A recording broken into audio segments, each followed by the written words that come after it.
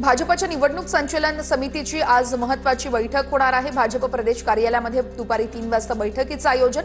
भाजप निवडणूक प्रभारी बावनकुळे आणि रवींद्र चव्हाण यांच्या उपस्थितीत बैठक। स्थानिक स्वराज्य संस्थांच्या निवडणुका आणि स्थानिक पातळीवरील झालेल्या युतीसंदर्भात सखोल चर्चा केली जाणार। राष्ट्रवादी काँग्रेसच्या स्टार प्रचारक निरीक्षकांची आज महत्त्वाची बैठक। नगरपंचायत नगरपालिका निवडणुकीसाठी स्थानिक परिस्थितीचा आढावा प्रदेश अध्यक्ष सुनील तटकरे घेणार। आज दुपारी 1 वाजता प्रदेश कार्यालयामध्ये बैठकीचं आयोजन। काँग्रेसच्या सर्व प्रदेशाध्यक्षांसह आमदार खासदारांची आज दिल्लीमध्ये बैठक। बिहारमधील पराभव आणि वोटचोरीच्या मुद्द्यावरती मंथन करणार। पुढच्या वर्षी तामिळनाडू, पश्चिम बंगाल, पाँडिचेरी, केरळ आणि आसाममध्ये निवडणुका। बिहारमध्ये राज किंवा शिवसेना नव्हते तरी काँग्रेसचा पराभव झाला। यावरती मुंबईकर काँग्रेसवाल्यांचं काय म्हणणं आहे? सामनातून सवाल। काँग्रेसने सबुरीनं घ्या, पळत्याच्या मागे लागून उपयोग नाहीये। काँग्रेसनं मुंबईमध्ये स्वबळाचा नारा दिल्यानंतर सामनातून सबुरीचा सल्ला। ठाकरेंच्या सेनेचे उपनेते अद्वै हिरेंचा पक्षाला रामराम। अद्वै हिरे आज भाजपात पक्षप्रवेश करणार। अद्वै हिरेंची माहिती तर अद्वै हिरे यांच्या पक्षप्रवेशानं नाशिकमधील समीकरण बदलण्याची शक्यता। अपूर्व हिरे, प्रसाद हिरे, तुषार शेवाळे हे देखील भाजपात जाणार। मुंढवा जमीन गैरव्यवहार प्रकरणामध्ये मुठे समितीचा अहवाल आज सादर केला जाणार। नोंदणी आणि मुद्रांक शुल्क महानिरीक्षक यांच्याकडे अहवाल सादर केला जाणार। चौकशी समितीचे अहवाल सादर केल्यानंतर दोषी कोणते समोर येणार। मुंढवा जमीन गैरव्यवहार प्रकरणासंदर्भात मुद्रांक शुल्क भरण्यासाठी पार्थ पवारांच्या मीडिया कंपनीला मुदतवाढ। कंपनीला 24 तारखेपर्यंत मुदतवाढ। दिग्विजय पाटील यांच्याकडून JDR कडे मुदतवाढीसाठी होता अर्ज। पालघर साधू हत्याकांडामध्ये मुख्य आरोपी म्हणून भाजपने काशीनाथ चौधरींवर आरोप केले। त्यांनाच वॉशिंग मशीनमध्ये घालून भाजपने पक्षात घेतलं। रोहित पवारांचा ट्विट करत गंभीर आरोप। काशीनाथ चौधरींच्या भाजप प्रवेशाला स्थगिती। काशीनाथ चौधरींनी काल भाजपात केला होता पक्षप्रवेश। काशीनाथ चौधरी पालघर साधू हत्या प्रकरणातील आरोपी। भाजप पक्षप्रवेशाला स्थगिती दिलेल्या काशीनाथ चौधरींची आज पत्रकार परिषद होणार। पालघरच्या उमरोळीमधील चौधरी पत्रकार परिषद घेऊन आपली भूमिका जाहीर करणार। काशीनाथ चौधरी कालपर्यंत त्यांच्यासोबत होते तेव्हा आरोप लावला नाही। संपूर्ण चौकशी करून निर्णय घेतल्याचं स्थानिकांनी सांगितलं। फडणवीसांचं रोहित पवारांना उत्तर। अजित पवारांच्या नातेवाईकांना 500 कोटींचं हॉस्पिटल बहाल केलं जातंय का? अंजली दमानी यांचा ट्विट करत सवाल। विरोध असताना देखील हॉस्पिटल PPP तत्वानं देण्याचा घाट घातला, दमानी यांचा आरोप। तेरणा ट्रस्ट आता राणा जगजितसिंह पाटील हे पाहतात। तेरणा ट्रस्ट फक्त अजित पवार, सुनेत्र पवार यांच्यापुरतं मर्यादित नाहीये। सुप्रिया सुळेंचं दमानी यांना उत्तर। तुळजापूर ड्रग्ज प्रकरणात अडकलेल्या राणा जगजितसिंह सध्या भाजपात असल्याचीही करून दिली आठवण। मिताली ठाकरेंच्या भावाच्या लग्नाची पत्रिका देण्यासाठी अमित ठाकरे मातोश्री निवासस्थानी 6 डिसेंबरला दिल्लीमध्ये लग्न असल्यानं अमित ठाकरे तसेच ठाकरे कुटुंबियांना आमंत्रित करण्यात आलं। माझ्यावरती महाराजांसाठी पहिली राजकीय केस झाली, बरं वाटलं। 4 महिने शिवरायांच्या पुतळ्याच्या अनावरणासाठी वेळ कान होता। गुन्हा दाखल झाल्यानंतर अमित ठाकरेंचा सरकारवर निशाणा। दरम्यान शासकीय उद्घाटनाआधीच शिवस्मारकाचं उद्घाटन करत जमावबंदीचं उल्लंघन केल्याचाही ठपका। माझ्या मुलाचा अभिमान वाटतो। शिवपुतळा अनावरणावरून यावेळेस अमित ठाकरेंवर गुन्हा दाखल झाल्यानंतर आई शर्मिला ठाकरेंची प्रतिक्रिया। बिहारमध्ये 4.5 कोटी मतदार होते आणि 7 कोटीपेक्षा जास्त मतदान झालं, मग 2.5 कोटी मतदान हे कुठून आलं? शर्मिला ठाकरेंचा सवाल।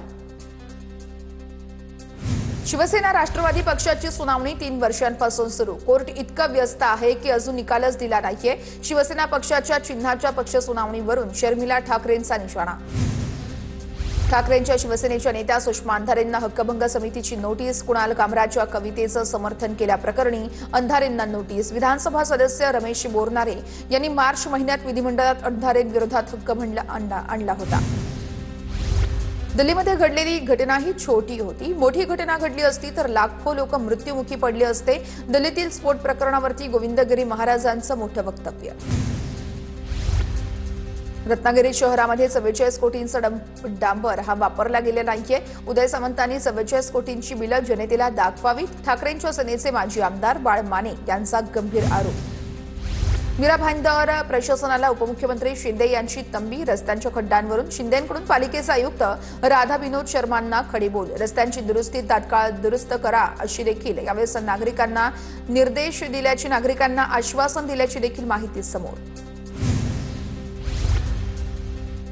सुनील तटकरेंनी समोर बसून विकास कामांवरती चर्चा करावी. मंत्री भरत गुगावलेंचं खासदार सुनील तटकरेंना आव्हान. महाडमध्ये मला कुठेच विकास कामं दिसली नाहीयेत असं वक्तव्य तटकरेंनी केलं होतं. आरोग्य खात्यातील भ्रष्टाचाराचा पैसा निवडणुकीमध्ये वापरला. लवकरच आरोग्य खात्याचा भ्रष्टाचार बाहेर काढणार. काँग्रेस नेते सतीश पाटलांचा आरोप. तर दोघं मिळून भ्रष्टाचार बाहेर काढू. आरोपानंतर आरोग्यमंत्री प्रकाश आंबेडकरांचं विधान. मुंबईमधील गोवंडी परिसरात पालिकेकडून 580 बेडचं शताब्दी रुग्णालय बांधण्यात आलं.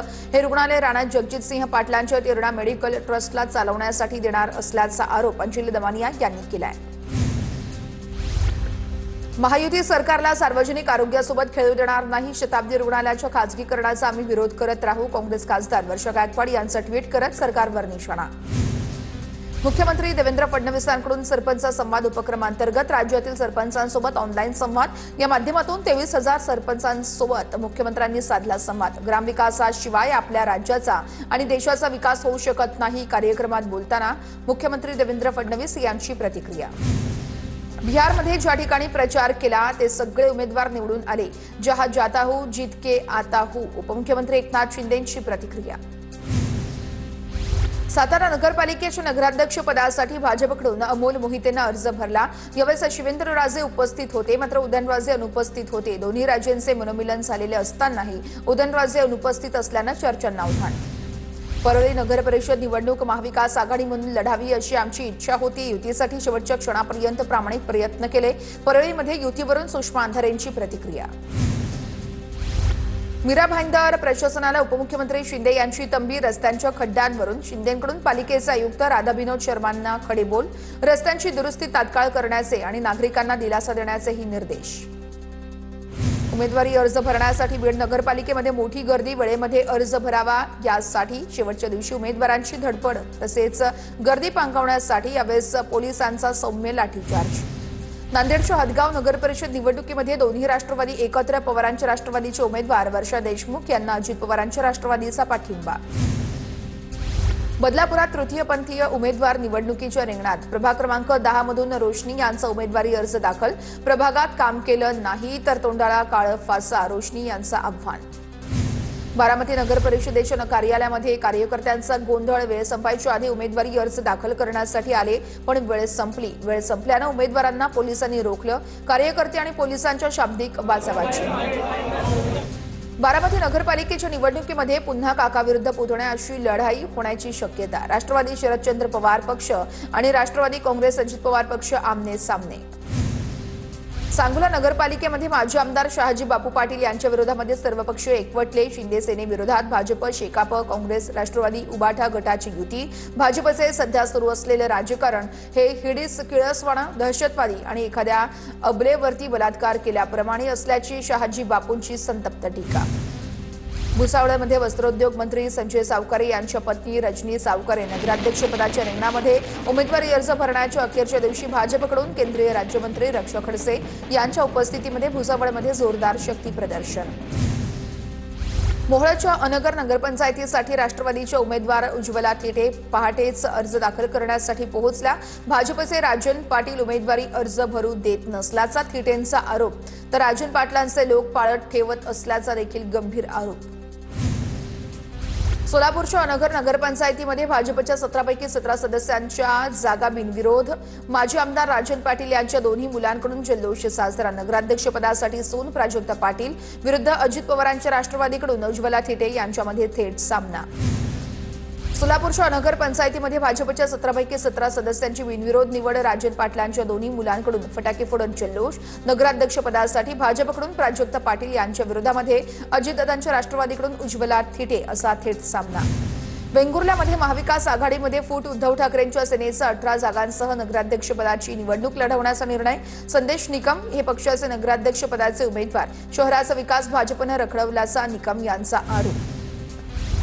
संगमनेर नगरपालिकेमध्ये आमदाराच्या पत्नी विरोधात आमदाराची भाऊजाई. निवडणुकीच्या रिंगणामध्ये अपक्ष आमदार सत्यजित तांबे यांच्या पत्नी मैथिली तांबे आणि महायुतीचे आमदार अमोल खताळ यांच्या भाऊजाई सुवर्णा खताळ यांचा महायुतीच्या वतीनं उमेदवारी अर्ज दाखल.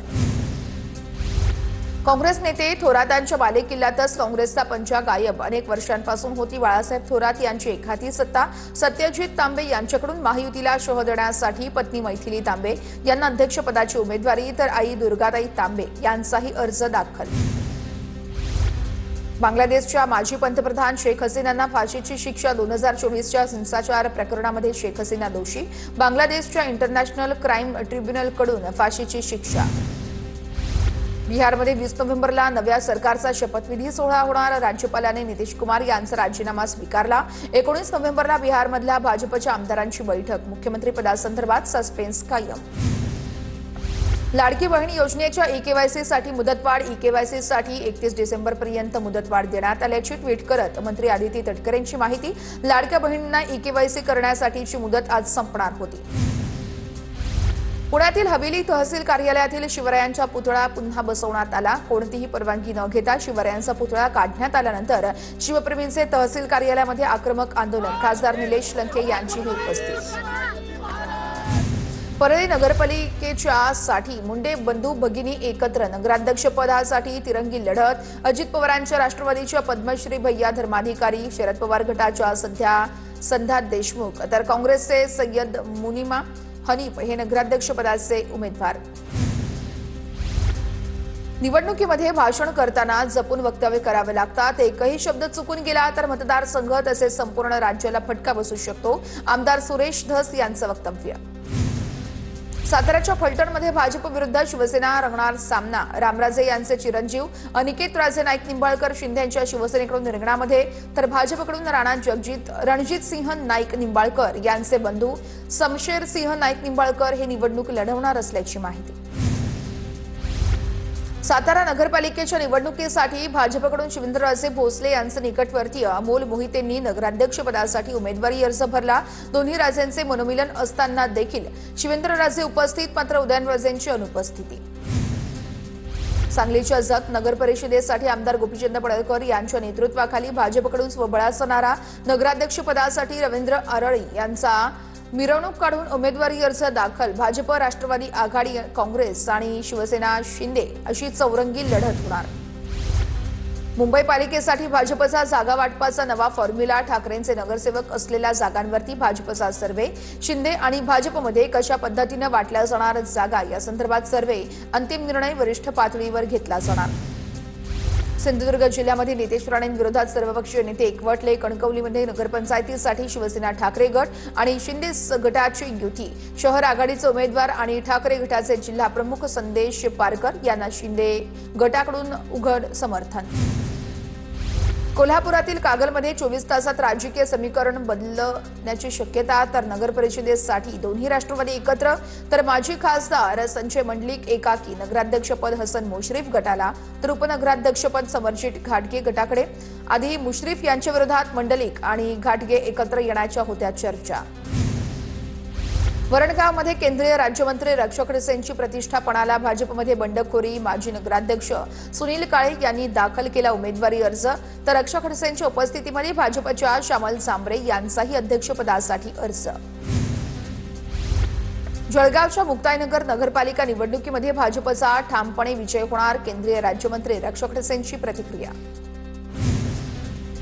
बदलापूरमध्ये तृतीयपंथी उमेदवार निवडणुकीच्या रिंगणामध्ये। प्रभाग क्रमांक 10 मधून रोशनी यांचा उमेदवारी अर्ज दाखल। प्रभागामध्ये काम केलं नाही तर तोंडाला काळं फासा, रोशनी यांचं आव्हान। अमरावतीच्या दर्यापूर आणि अंजनगाव सुर्जीमध्ये ठाकरेंची सेना आणि मनसेची युती। युतीचे उमेदवार जाहीर। दर्यापुरातून नगराध्यक्षपदासाठी भावना भुतडा यांना उमेदवारी जाहीर। बीड नगर परिषदेच्या नगराध्यक्षपदासाठी प्रेमलता पारवे यांनी भरला अर्ज। अजित पवारांच्या राष्ट्रवादीकडून पारवेंनी भरला नामांकन अर्ज। बीड नगराध्यक्षपदासाठी काँग्रेसकडून करुणा म्हस्केंचा अर्ज। बीडमध्ये काँग्रेस पक्ष स्वबळावरती निवडणूक लढवत आहे। बदलापुरात शिंदेच्या सेनेला भाजपचा धक्का। भाजपचे माजी शहराध्यक्ष संजय भोईर शिंदेच्या शिवसेनेमध्ये अर्ज भरण्याच्या अर्धा तास आधी शिवसेनेत प्रवेश। सिंधुदुर्गात वेंगुर्ला नगरपंचायत निवडणुकीमध्ये मवियामध्ये फूट। ठाकरेंच्या सेनेचे 18 जागांसह नगराध्यक्ष पदावरती निवडणूक लढवण्याचा निर्णय। भाजपने वेंगुर्ला शहराचा विकास रखडवला।